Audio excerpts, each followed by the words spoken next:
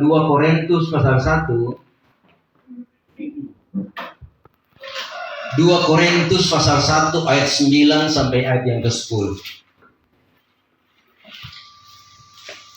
Yang berbunyi sebagai berikut.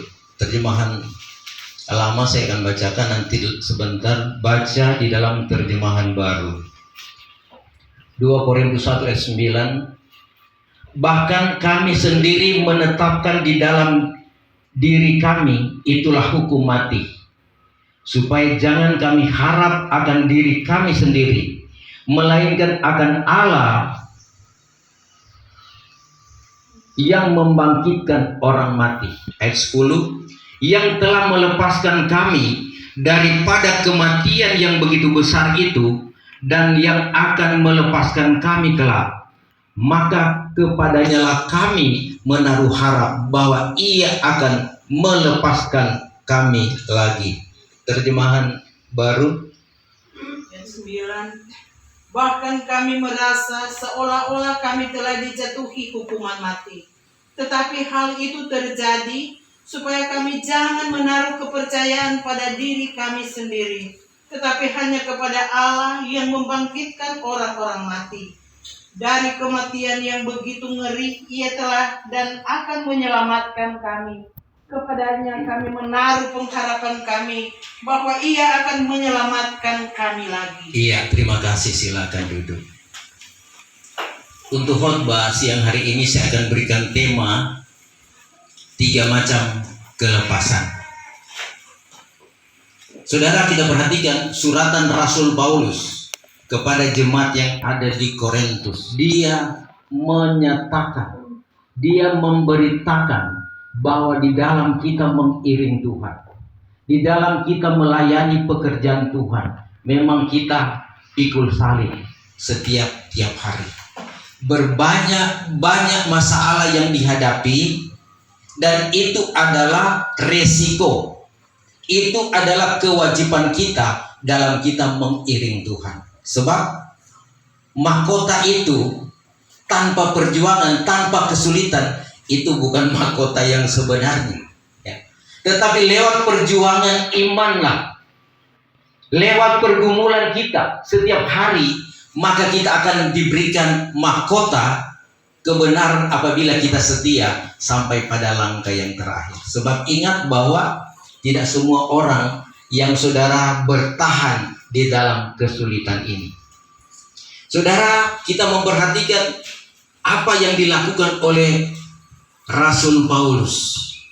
Dia adalah seorang rasul yang dipanggil Tuhan, dia dibentuk oleh Tuhan. Dia dipanggil tatkala dia mau menganiaya orang Kristen di Damsyik. Dan saat itulah dia mendapat tugas wewenang untuk membunuh orang-orang yang percaya. Saat itulah dia ditangkap oleh Yesus Kristus dengan cahaya kemuliaan, sehingga selama 3 hari matanya menjadi kabur atau dia tidak dapat melihat. Saudara, kalau kita memperhatikan bahwa sebetulnya Paulus ini dia melaksanakan hukum Taurat, sehingga menurut ajaran itu bahwa orang-orang yang menentang hukum yang berlaku pada waktu itu harus dibunuh. Dan ini yang dia lakukan. Nah, sebab itu Tuhan datang memberikan perubahan. Tuhan mengadakan reformasi, ya. Artinya hukum yang lama itu digenapi di kayu salib, kemudian Tuhan memberikan hukum yang baru, yaitu anugerah dan kebenaran. Nah, kita perhatikan saudara, kalau kita melihat bahwa kehidupan manusia itu Tuhan ciptakan mulia, sempurna menurut petah dan teladan Tuhan, dan ditempatkan di taman yang indah, yaitu Taman Eden. Mereka hanya cukup memuji, memuliakan Tuhan, menyembah Tuhan. Mereka diberikan makanan secara gratis, yaitu buah-buah yang ada di Taman Eden itu. Tetapi ada satu larangan Tuhan, jangan kamu makan buah yang ada di tengah-tengah taman itu. Yang lain itu silakan dinikmati. Tetapi saudara, apa yang terjadi? Ya, manusia itu digoda oleh iblis setan, sehingga yang dilarang Tuhan mereka makan. Dan tatkala mereka makan, mereka jatuh dalam dosa. Jatuh dalam dosa, mereka dikeluarkan dari taman yang indah, itu Taman Eden, tempat kesenangan. Maka manusia diberikan, saudara, tugas juga untuk bekerja untuk mendapatkan makanan. Untuk menjaga kehidupan, mereka harus bekerja. Awalnya mereka tidak bekerja, hanya memuji, memuliakan Tuhan, dan Tuhan menjamin kehidupan mereka. Tapi tatkala jatuh dalam dosa, maka mereka harus berkeringat. Nah, saudara kesaudara, dalam kejatuhan inilah manusia diliputi dengan berbagai-bagai dosa atau kejahatan. Sehingga Rasul Paulus katakan bahwa manusia tidak ada yang benar satupun tidak. Roma 3 ayat yang ke-10. Karena semua sudah jatuh dalam dosa, sudah berbuat dosa. Nah, dosa-dosa yang diperbuat oleh manusia pertama, yaitu Adam dan Hawa, yaitu ada 3 hal. Mereka jatuh. Mereka jatuh dalam, saudara sekalian, tubuh, jiwa, dan roh. Karena kehidupan manusia itu ada 3, dibentuk dari 3 unsur. Ada unsur tubuh, unsur jiwa, dan unsur roh. Tatkala jatuh, maka ketiga unsur ini jatuh. Nah, sebab itu dalam kita mengiring Tuhan, kadangkala meskipun tubuh itu sudah diberkati, tetapi jiwa ini masih mengalami kekurangan, masih hampa, kosong. Fasilitas sudah ada, berkat sudah ada, tapi kadangkala hidup kita tidak tenang. Karena apa? Jiwa belum dipuaskan, roh belum dipuaskan. Sebab itu inilah yang dikatakan oleh Rasul Paulus di dalam Yakub pasal yang keempat. Ada peperangan di dalam tubuh kita. Ya. Peperangan yang terjadi adalah ketiga unsur ini. Tubuh, jiwa, dan roh. Nah, sebab itu saudara sekalian, Rasul Paulus katakan dalam ayat pokok bahwa kita akan dilepaskan dari ketiga unsur ini. Karena ketiga unsur sudah dikuasai oleh dosa. Nah, sebab itu Paulus katakan ya bahwa dia mengalami pergumulan yang luar biasa, sangat menyiksa. Dikatakan dalam ayat yang ke-8, karena tiada kami kehendaki, hai saudara-saudaraku, bahwa kamu tiada mengetahui hal kesukaran yang sudah menimpa kami di tanah Asia, bahwa sudah ditanggungkan atas kami teramat sangat berat, jauh lebih daripada kekuatan kami, sehingga nyaris putus harap kami akan hidup lagi. Jadi beban yang begitu berat, Paulus katakan nyaris kami akan mati. Sehingga ayat pokok tadi ya, kami menetapkan di dalam diri kami itulah hukuman mati, yaitulah hukum mati, supaya jangan kami harap pada diri kami sendiri, melainkan akan Allah yang membangkitkan orang mati. Dalam keadaan kesulitan, dalam keadaan beban berat, pergumulan yang berat, dia saudara sekalian tidak lagi berharap akan tubuhnya yang mengalami tekanan berat ini, tetapi dia hanya berharap kepada Tuhan. Itulah yang saya dan saudara alami di hari-hari ini. Banyak kali kita mengalami masalah beban yang memang secara manusia itu tidak mampu lagi untuk kita hadapi, untuk kita selesaikan. Tetapi karena kita percaya kepada Tuhan, kita ada doa. Firman Allah sudah mengatakan, serahkanlah segala masalahmu, pergumulanmu, khawatirmu kepada Tuhan, karena Dia yang mengerti dan peduli. Sehingga pertolongan Tuhan itu selalu nyata bagi saya dan saudara. Sebab itu tidak sia-sia atau bukan cuma-cuma kita datang kepada Tuhan, karena Tuhan adalah satu-satunya penolong yang tidak pernah meninggalkan kita. Nah, saudara sedang Tuhan, apa yang dialami oleh Rasul Paulus ya, dia taruh hukum mati, Karena saudara, Paulus mengalami hal yang luar biasa.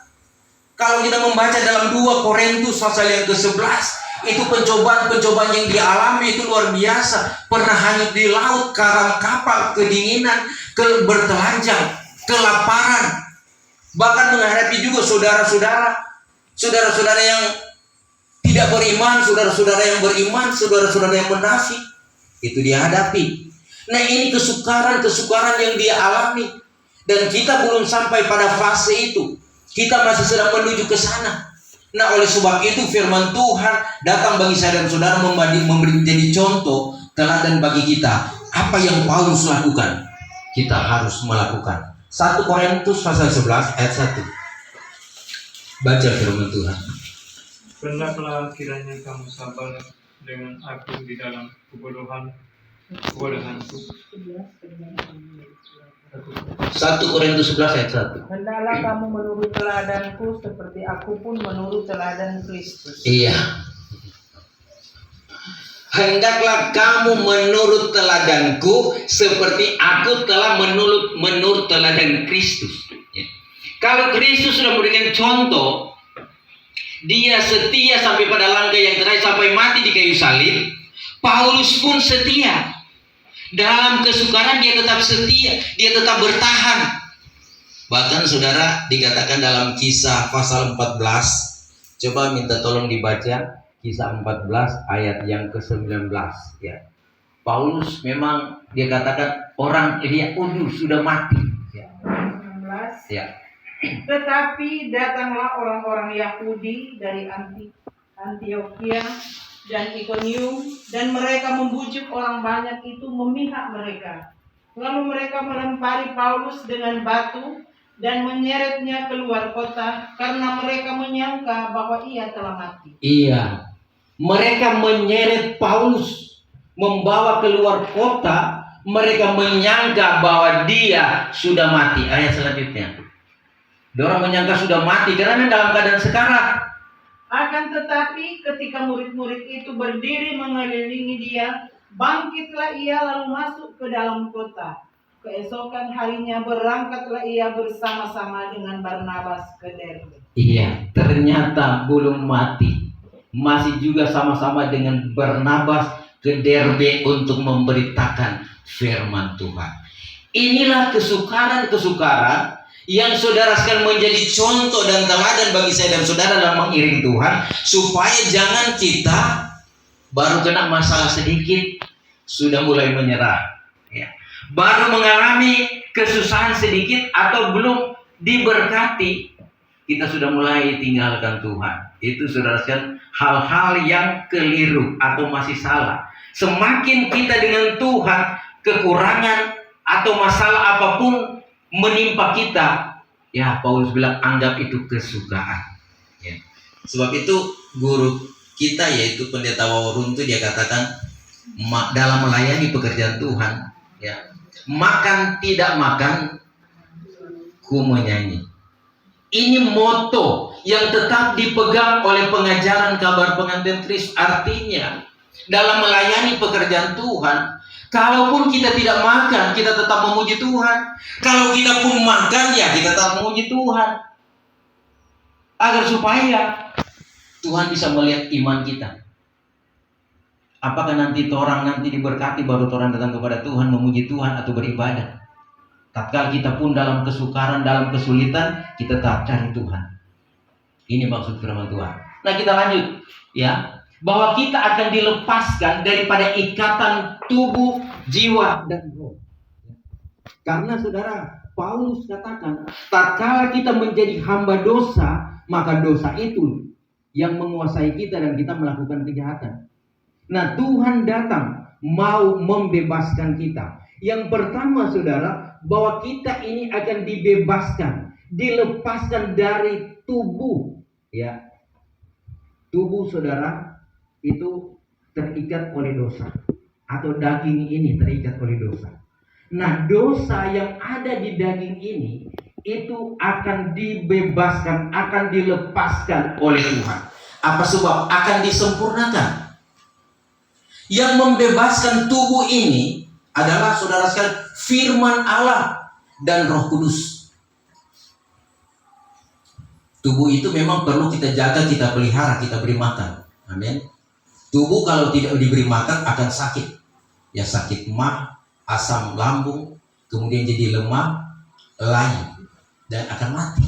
Sebab itu diberi makan. Setiap hari kita beri makan tubuh kita. 3 kali makan. Belum lagi itu camu-camu.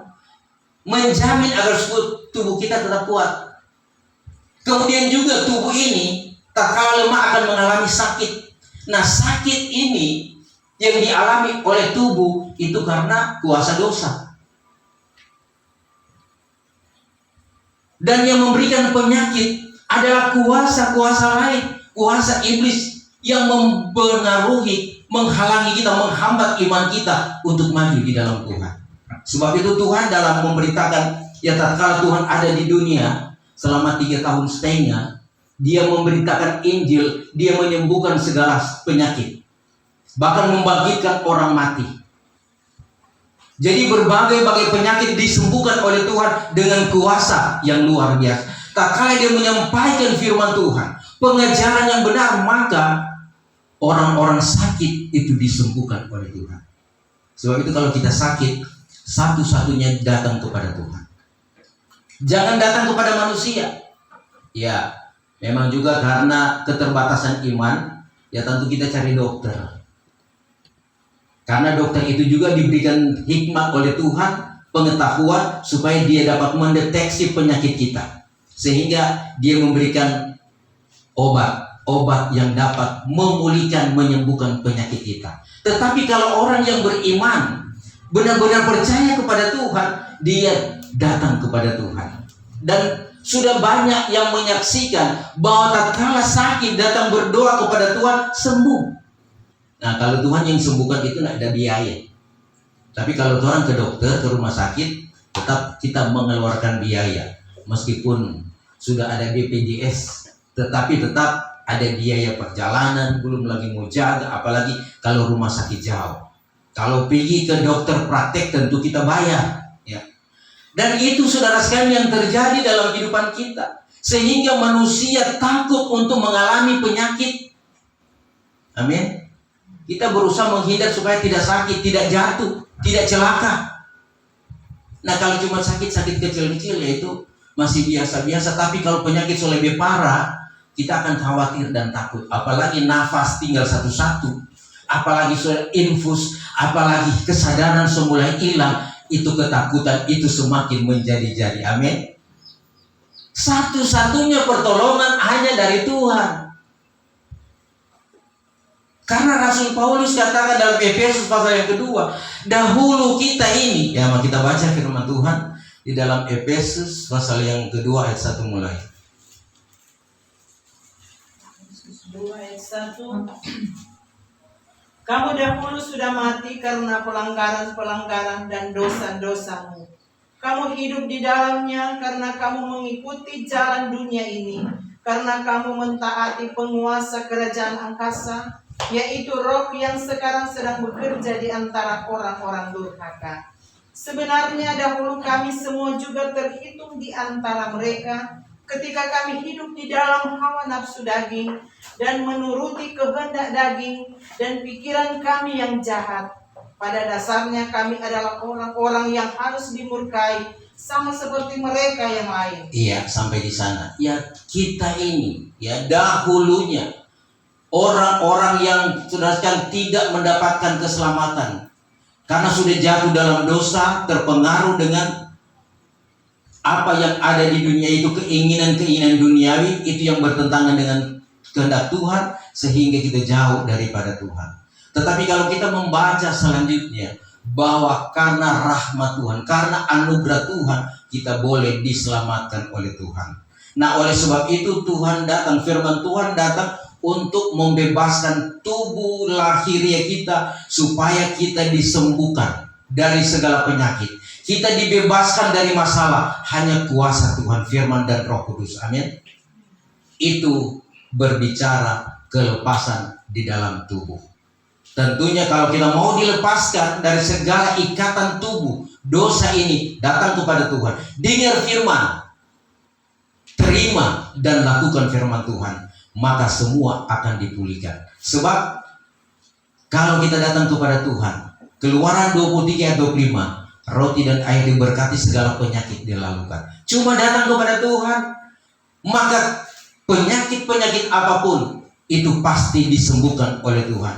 Yang kedua, yaitu kita akan dilepaskan dari jiwa. Ya. Jiwa itu tempatnya apa, saudara? Ulangan pasal yang ke-6. Jiwa itu adalah tempatnya kita taruh firman Tuhan. Jiwa itu tempatnya berita-berita yang kita dengar, hal-hal yang kita nampak. Jadi kadangkala yang kita dengar ada berita-berita yang baik, ada berita-berita yang jahat. Amin. Tentunya kita tidak menginginkan mendengar berita-berita yang jahat, berita-berita yang menakutkan. Kita mengharapkan berita-berita yang baik. Ya. Dengar di jauh sana anak kita sudah berhasil, cucu kita berhasil mendapatkan hal yang baik, mendapatkan pekerjaan dalam keadaan sehat-sehat. Oh, puji Tuhan. Tetapi kalau mendengar berita anak kami di jauh sana celaka, cucu kami celaka, dalam keadaan sakit darurat, sedang diopname, ini berita-berita buruk. Nah, kalau kita mendengar berita itu, hati kita menjadi sakit. Kalau hati sakit, saudara, apapun selera tubuh ini hilang. Mau makan pun hilang selera, mau tidur pun tidak akan tertidur. Tetapi pikirannya selalu diliputi dengan berita-berita itu. Nah, saudara kasih dalam Tuhan, belum lagi kita mendengar berita-berita yang terjadi di hari-hari ini. Kita baru melewati pilpres dan pilcaleg. Ya. Kalau orang yang saudara sekalian pilihannya itu menang, wow, dia bersuka cita. Tapi kalau kalah, tentunya ada perasaan yang tidak enak di hati. Amin. Ya, kalau orang pilihan menang, wah, puji Tuhan. Tapi kalau kalah, aduh, hatinya jadi gundah gulana, hati yang sakit. Apalah caleg kita yang sudah kita harapkan mau jadi, tetapi tidak jadi. Kecewa, saudara. Nah, semua berita-berita yang ada di dalam dunia ini, tentunya saudara sekalian akan masuk di dalam hati kita, akan menyakiti. Nah, sebab itu hati ini jangan kita hanya isi dengan berita-berita televisi, berita-berita di YouTube, di Google, berita-berita hoax. Tapi isilah dengan berita-berita firman Tuhan. Amin. Kalau hati kita dipenuhi dengan firman Tuhan, maka tenanglah kita. Raja Daud mengalami itu. Hanya dekat Allah saja dia tenang. Hanya dengan firman Allah yang memberikan ketenangan. Kalau kita dengar firman Tuhan, kita dengar berita sorga, berita keselamatan, hati kita akan jadi tenang. Apa sebab? Karena Tuhan menyelesaikan masalah-masalah kita. Karena firman itu adalah obat. Ya, kata Yakub, obat dari segala penyakit. Penyakit apapun dalam tubuh kita itu akan sembuh, dalam jiwa kita sembuh. Sebab itu isilah terus firman Allah. Hendaklah kamu penuh dengan firman. Artinya firman Allah penuh di hati kita, sehingga kalau firman Allah menguasai kita, maka saudara, organ-organ tubuh kita akan sehat. Mata jadi sehat, memandang ke depan secara luas, telinga kita jadi sehat, hidung kita jadi sehat, tangan kita sehat, kaki kita sehat, karena segala penyakit sudah dilalukan. Tapi kalau kita kekurangan firman, maka berbagai-bagai penyakit menimpa kita. Kemudian juga ya, kita melihat bahwa jiwa ini perlu diperhatikan dan perlu dijaga. Dengan kesetiaan kita datang kepada Tuhan, maka Tuhan menjaga jiwa kita. Karena jiwa ini tidak akan mati. Ya, selama dalam dunia ini, dalam tubuh ini, kalau tubuh mati, jiwa itu akan kekal di neraka. Sebab itu apa yang dikatakan, Apa yang diperbuat tubuh akan dipertanggungkan oleh jiwa. Kalau tubuh berbuat baik, maka saudara sekalian jiwa itu akan ke surga. Tapi kalau tubuh melakukan kejahatan, ya jiwa juga pasti akan ada di sana. Ini saudara sekalian perlu kita perhatikan. Sebab itu orang perlu jaga orang punya jiwa. Isilah dengan firman. Jangan orang dengar berita hoax. Tetapi setialah dengar firman. Apa kata Tuhan? Karena kita hidup apa kata Tuhan, bukan apa kata manusia. Jangan kita bergantung kepada manusia, bergantunglah kepada Tuhan. Amin. Karena meskipun pilihan kita menang, hidup kita bukan bergantung kepada dia. Jadi kalau kita pilih presiden, saudara kemudian jadi, bukannya orang langsung nak kerja, tetap kita bekerja kembali ke tempat kerja masing-masing. Amin. Kalaupun pilihan kita kalah, kita tetap bekerja. Tetapi kalau Tuhan kita menang, maka kita pun akan diberkati. Amin. Inilah saudara pilihan kita dalam dunia. Nah, saudara kasih dalam Tuhan, kemudian kita akan dilepaskan dari roh manusia, dikendalikan daripada dua kuasa.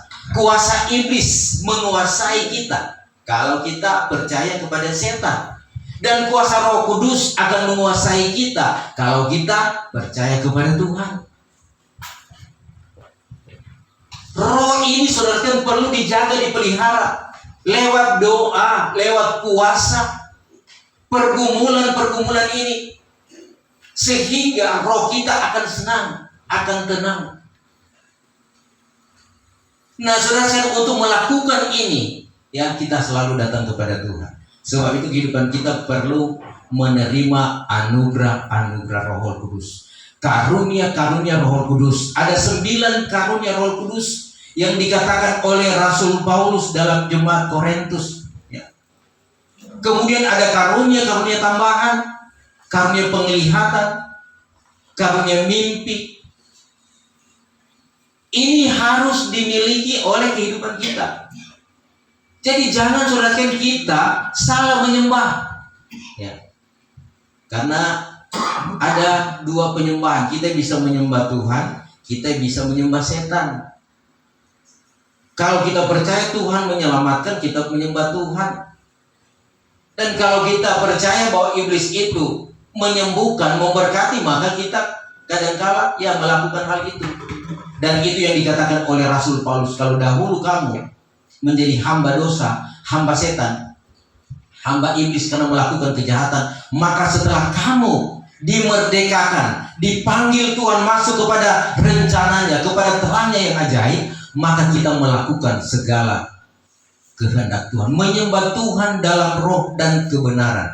Karena dikatakan saudara sekalian, ya, di dalam Yahya pasal yang keempat, ya, Yahya pasal yang keempat ayat 23 dan 24.